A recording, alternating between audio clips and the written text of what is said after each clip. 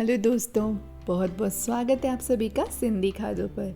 आज सिंधी खादों पर बनने जा रहा है कचालू टूक यानी कि अरबी फ्राई, वो भी दो तरह से।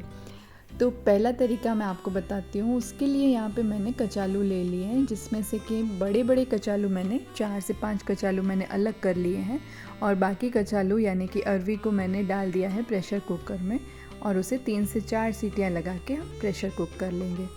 तब तक हम क्या करते हैं, जो ये कचालू मैंने अलग करके रखे ना, उसे हम अच्छे से छील लेंगे। उसे हम बॉईल किए बिना ही बना रहे हैं। तो इस तरह से दो तरह से मैं आपको बता रही हूँ कि कैसे हम इसे बना सकते हैं। अब इसके ना सर्कल्स हमें कट करने हैं। देखिए मैं आपको थिकनेस दिखा देती हूँ। तो इस थिकनेस के हमें पीसेस कट कर लेने हैं अरबी के, और उसमें हम डाल देंगे नमक डालने के बाद हम इसे अच्छे से मिक्स कर लेंगे। और साथ ही मैंने तेल गरम करने रख दिया था। तो अब तेल गरम हो चुका है, तो उसमें हम ये कचालू ऐड कर लेंगे। इस कचालू को ना 2 बार तला जाएगा। तो पहली बार में हमें इसे तब तक तलना है जब तक कि ये 50 to 60% कुक हो जाए। तो कचालू अच्छे से गल चुके हैं। तो अब हम क्या करेंगे, इसे एक प्लेट में निकाल लेते हैं और इसे ना सारे कचालू को थोड़ी देर हम ठंडा होने देंगे। उसके बाद हम इसे दोबारा फ्राई करेंगे। तो कुछ देर ठंडा होने के बाद हम इसे ना हाथों से इस तरह से प्रेस कर लेंगे, ताकि ये जब हम इसे दोबारा फ्राई करें तो ये काफ़ी क्रिस्पी बने। तो बस इस तरह से सारे रेडी कर लेंगे हम।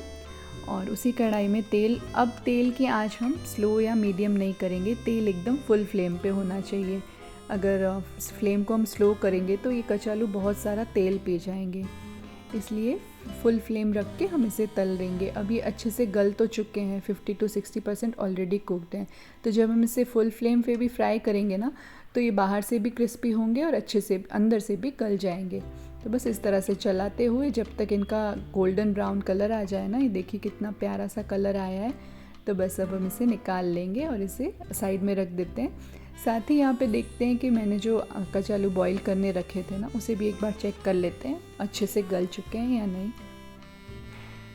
तो ये देखिए कचालू अच्छे से गल चुके हैं। तो अब हम इसमें से पानी अलग कर देंगे और कचालू को थोड़ी देर ठंडा होने देंगे। उसके बाद हम इसे छील लेंगे। अच्छे से गल चुके हैं कचालू और अब हम इसे छील रहे हैं। और छीलने के बाद एक बात मैं आपको बताऊं, जब बचपन में ये इस तरह से कचालू बनाए जाते थे ना, तो आधे कचालू तो हम ऐसे बॉयल ही खा जाते थे, बहुत ही बढ़िया लगते थे। तो फ़िलहाल मैंने इसमें नमक डाल दिया है और अच्छे से मिक्स कर लेंगे हम। और इसी तरह से इसे एक कचालू मैं अभी भी ले रही हूँ, छोटा सा पीस। ओके।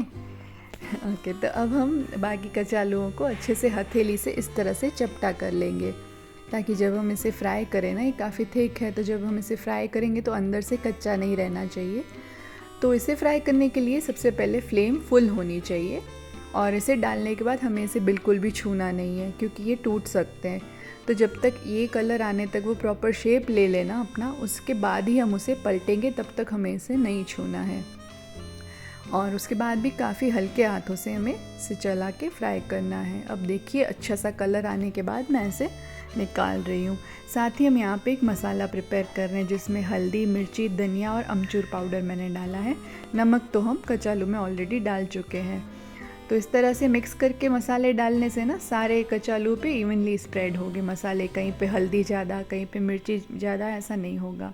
तो बस अब गैस को ऑन कर लेते हैं और जो मसाला हमने प्रिपेयर करके रखा ना, वो इसमें डाल देंगे और अच्छे से इसे मिक्स कर लेंगे। काफ़ी चटपटे, बहुत ही क्रिस्पी, ये बहुत ही बढ़िया बनने वाले हैं। तो थोड़ा ड्राई लग रहा है मुझे, इसलिए मैं इसमें 2-3 बूंदे तेल की ऐड कर रही हूँ, जिससे कि मसाला अच्छे से ना सारे कचालुओं पे कोट हो जाएगा। और बस चला लेना है और तैयार है हमारी बहुत ही बढ़िया, बहुत ही टेस्टी साइड डिश, जो सिंपल से सिंपल खाने का भी टेस्ट ना बहुत ज़्यादा बढ़ा देती है।